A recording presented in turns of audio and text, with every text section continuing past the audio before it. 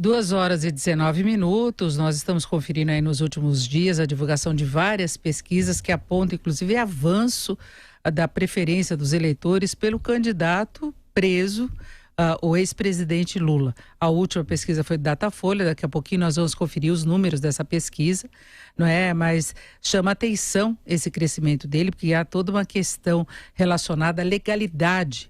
Até onde se poderá chegar com essa situação? Agora, o Partido dos Trabalhadores já está preparando, inclusive, a campanha que começa agora no final deste mês, no dia 31, e nós vamos conferir um trecho agora e depois nós vamos discutir essa situação. Vamos conferir com imagens, se você não estiver nos acompanhando com imagem, ouça. Lula foi perseguido, foi acusado injustamente, mas nós estamos aqui para garantir Lula dia 7 de outubro, Lula na corrida presidencial e Lula presidente. Eu sou o Fernando Haddad, candidato a vice-presidente na chapa do Lula. E te convido para essa caminhada por todo o Brasil. Meus amigos e minhas amigas, quero agradecer a todo o povo brasileiro que vai continuar indo para a rua para defender a sua aposentadoria, para defender a sua educação, para defender o seu aumento de salário, sobretudo para defender o seu emprego e para conquistar novos empregos. É um vídeo que acaba confundindo boa parte do eleitorado, porque Lula aparece falando como se ele estivesse livre. Quem não viu a imagem, ele está assim, sentado, né? A câmera fechada nele. Antes foi a fala de Fernando Haddad, que em princípio seria vice. Se o Lula não puder, ele deve assumir a cabeça da chapa, e aí iria Manuela Dávila como vice. E nós vamos conversar sobre essa situação agora com o advogado Alberto Rolo, que é especialista em direito eleitoral. Doutor Alberto, boa tarde. Oi, Denise, boa tarde. É uma alegria falar com você e com os amigos da Jovem Pan. Bom, doutor Alberto, eu peço um minutinho só que a Marcela Lorenzetto vai nos lembrar os números da pesquisa eleitoral que foi divulgada hoje. Saíram os resultados da nova pesquisa Datafolha, né, Denise? Mesmo preso em Curitiba, Lula é quem lidera as intenções de voto. No primeiro cenário, com Lula candidato, o petista lidera com 39% e Bolsonaro do PSL com 19% fica em segundo lugar.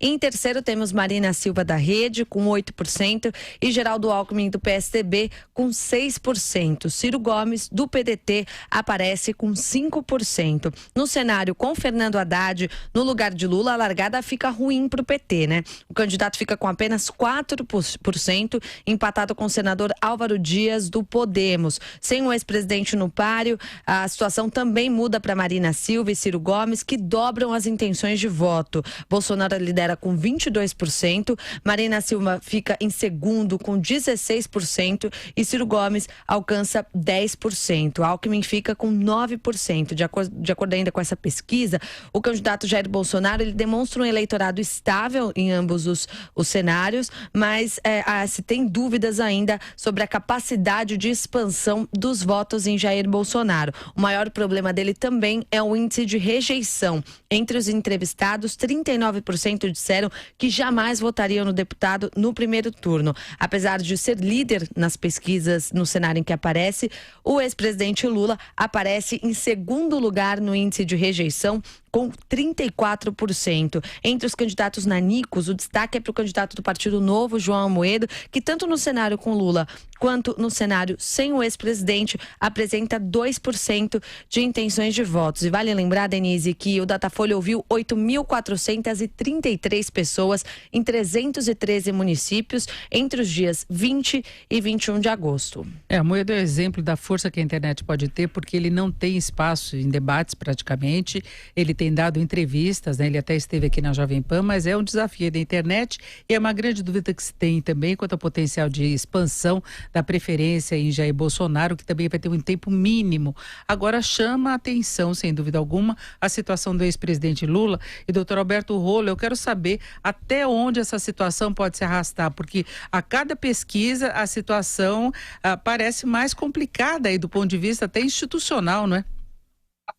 Pois é, Denise, é desagradável isso, e a gente já falou aqui na Jovem Pan algumas vezes que a culpa disso é do calendário eleitoral. O calendário foi mudado de 2014 para 2018, né?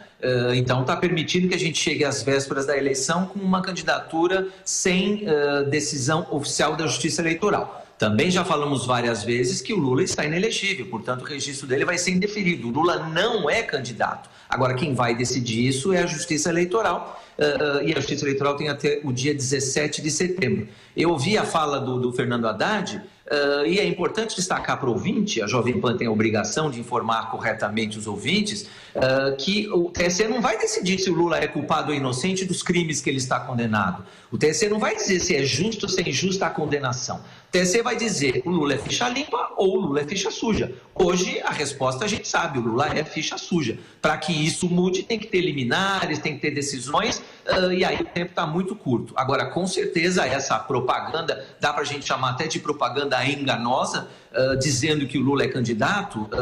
O Lula pediu registro. Pedir registro, qualquer um podia pedir até o dia 15. Agora, a justiça deferir é uma outra coisa, e eu hoje digo, hoje é dia 22 de agosto, que a possibilidade do TSE deferir o registro do Lula é menos que 0,1%.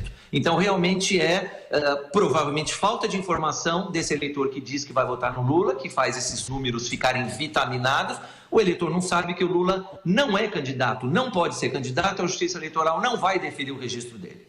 Agora, doutor Alberto, há limitações em relação à campanha, essa propaganda que nós vimos, em que Lula aparece falando, ele gravou vídeos antes de ser preso, esses vídeos podem ser, inclusive, editados, inclusive ele fazendo depois a campanha para Haddad, caso Haddad seja o titular mesmo da chapa, né, com Manuela sendo a vice. Dá para usar? Pode usar? Quais seriam os limites? Pode usar sim, Denise, porque é esse defeito que a gente tem na legislação e no calendário. Porque a legislação, que já é antiga, a lei eleitoral que nós estamos falando é de 1997. Para 2018, a sociedade mudou, os candidatos mudaram, a justiça mudou. Então, essa lei, que já tem mais de 20 anos, diz que enquanto não terminar o julgamento definitivo, o sujeito, no caso Lula, pode praticar atos de campanha. Agora, o próprio TSE vai ter que impor limites nisso. E se você lembrar, Denise, não é a minha opinião, é a opinião do ministro Fux, antes de sair do TSE, que disse que a inelegibilidade é chapada. Ele é um ministro do STF. Ele tem responsabilidade por aquilo que ele fala. Então, ele diz, a inelegibilidade é chapada. Aí veio a procuradora Raquel Dodge e disse, a inelegibilidade é chapada, não dá para ficar forçando essa história do subjúdice. O próprio ministro Fux falou, né, que é feio forçar uma situação subjúdice de alguém que está inelegível. E a própria Raquel Dodge, na impugnação da semana passada, já pediu para o Lula sequer poder usar o horário eleitoral gratuito e usar o dinheiro do fundo partidário, né? Fundo partidário, para lembrar, é dinheiro público. Vamos dar dinheiro público para quem é manifestamente ilegível? Então, são coisas que o TSE vai ter que responder, porque quando a lei foi feita em 97 não havia essas possibilidades. Hoje elas estão acontecendo concretamente. Então o TSE vai ter que dar resposta. Eu imagino, Denise, e aí você colocou a data absolutamente correta, é 31 de agosto, começa o horário eleitoral no rádio e na televisão. Eu imagino que nos primeiros dias nós vamos ver o Lula ainda na forma de vídeo, né? Mensagens gravadas anteriormente, ou mesmo mensagens que podem ser gravadas agora, porque só para a gente lembrar, o Lula de repente tem um monte de novos advogados que nunca exerceram a advocacia. Eu vivo da advocacia, mas tem aí outros que não vivem da advocacia, que se apresentaram como advogados para poder entrar lá na Polícia Federal em Curitiba e eventualmente gravar vídeos, levar mensagens e trazer mensagens. Então, enquanto não julgar no TSE, eu acho que nos 2, 3 primeiros dias o Lula acaba aparecendo.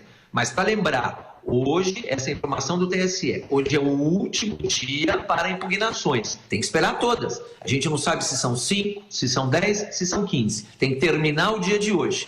A partir de amanhã, corre o prazo de 7 dias para a defesa do Lula. E como a intenção aí é tumultuar, eu imagino que vai deixar para o último dia. Então, hoje 22, mais 7 vai dar 29. Então, dia 29 é o último dia para a apresentação da defesa.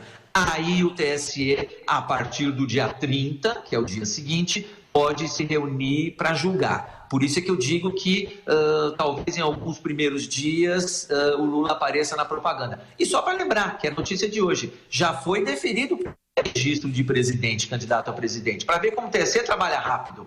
Candidato que não tem PSTU, se eu não me engano, ou candidata mulher, que não tem nenhum problema, os documentos estão em ordem, o registro dela foi deferido hoje. Ou seja, quem não deve nada para a justiça, o registro julga rápido. Agora, quem tem uma ficha suja longa, talvez vá ficar enrolando até o último dia, que é o dia 17 de setembro, Denise. Agora, doutor Alberto, para nós encerrarmos, isso acaba trazendo dúvidas também em relação à participação de Haddad em debates, em sabatinas, se ele pode representar o ex-presidente, como fica essa situação, e depois Manuela Dávila, porque em alguns eventos, inclusive, ela tem aparecido, embora em princípio não seja candidata a nada.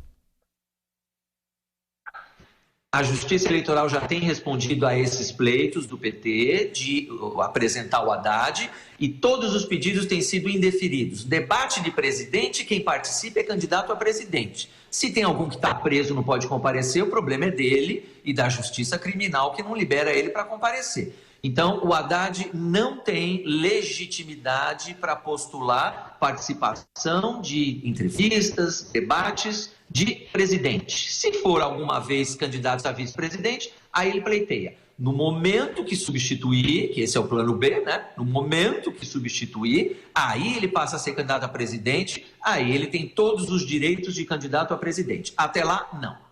Mas nós agradecemos muito mais uma vez a participação do Dr. Alberto Rolo, que é especialista em direito eleitoral. Dr. Alberto, muito obrigado, uma boa tarde.